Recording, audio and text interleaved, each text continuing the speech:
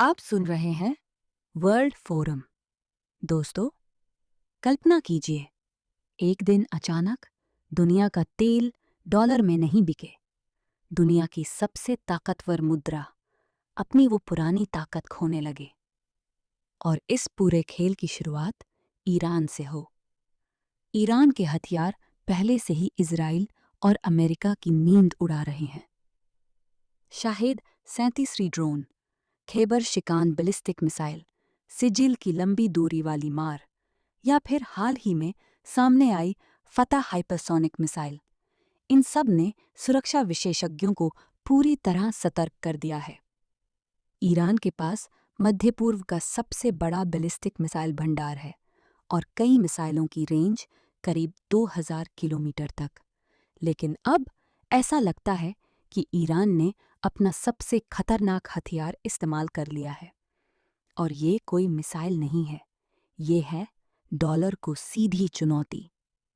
ताज़ा खबरों के मुताबिक एक वरिष्ठ ईरानी अधिकारी ने संकेत दिया है कि अगर जहाज़ हॉर्मुज़ जलदमरू मध्य से सुरक्षित गुजरना चाहते हैं तो उनके तेल का लेन देन डॉलर में नहीं बल्कि चीनी मुद्रा युआन में होना चाहिए। ये सिर्फ एक समुद्री नियम नहीं होगा, ये पूरी वैश्विक आर्थिक व्यवस्था को हिला देने वाला कदम हो सकता है। अब जरा पूरा खेल समझते हैं।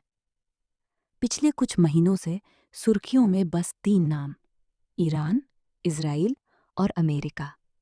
मिसाइल हमले, ड्रोन, जवाबी कार्रवाई, युद्ध की आशंका। लेकिन इसी तनाव के बीच एक ऐसी खबर आई जिसने आर्थिक जानकारों की नींद उड़ा दी।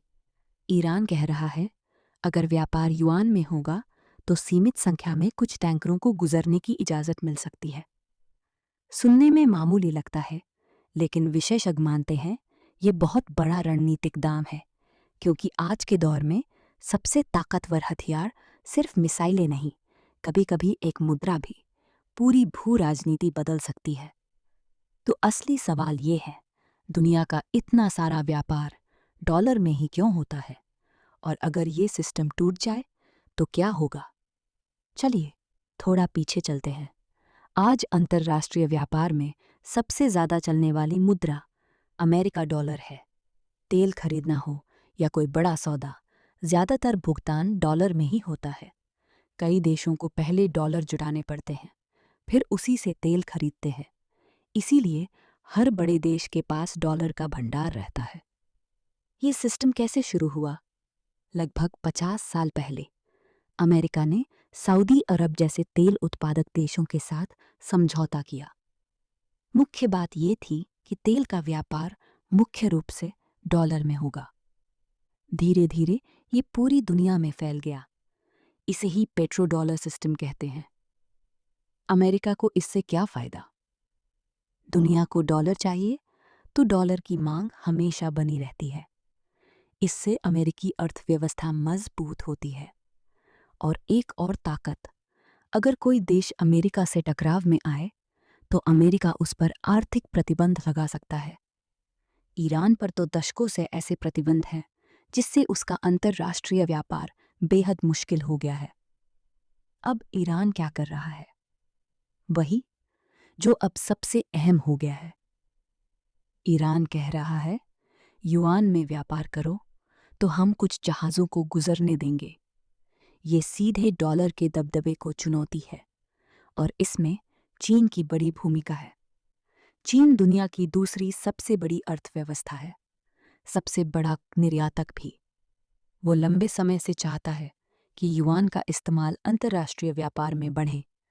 अगर ऐसा होता है तो चीन की आर्थिक ताकत और मजबूत हो जाएगी। लेकिन क्या डॉलर सचमुच खत्म हो सकता है? नहीं, इतना आसान नहीं। डॉलर अभी भी सबसे स्थिर और भरोसेमंद मुद्रा माना जाता है। पूरी वैश्विक बैंकिंग सिस्टम उसी पर टिकी है। इसलिए कई जानकार कहते हैं, आगे चलकर दुनिया में मिश्रित सिस्टम आएगा। कुछ व्यापार डॉलर में, कुछ युआन में, कुछ दूसरी मुद्राओं में। दोस्तों, आज की दुनिया में शक्ति सिर्फ सेना या मिसाइलों से नहीं आती। आर्थिक व्यवस्था उतनी ही खतरनाक हो सकती है। मिसाइलें युद्ध के मैदान बदलती हैं, लेकिन मुद्राएं पूरी दुनिया की व्यवस्था हिला सकती हैं। और शायद इसी वजह से जब ईरान, इज़राइल और अमेरिका के बीच तनाव चरम पर है, तो अब सिर्फ हथियारों की नहीं, मुद्राओं की जंग की भी बात हो रही है। ये थी आज की बड़ी खबर। दुनिया की सबसे ताकतवर मिसाइल कौन सी है? हाइपरसोनिक, बैलिस्टिक या ड्रोन? शायद इनमें से कोई नहीं, क्योंकि इस बार ईरान ने जो हथियार चलाया है वो है डॉलर को चुनौती। अगर आपको यह वीडियो जानकारीपूर्ण लगा हो तो लाइक करें, कमेंट में अपनी राय लिखें, शेयर करें ताकि यह औरों तक भी पहुंचे। और ऐसी ही जानकारी के लिए YouTube पर वर्ल्ड फोरम चैनल को सब्सक्राइब जरूर करें। धन्यवाद।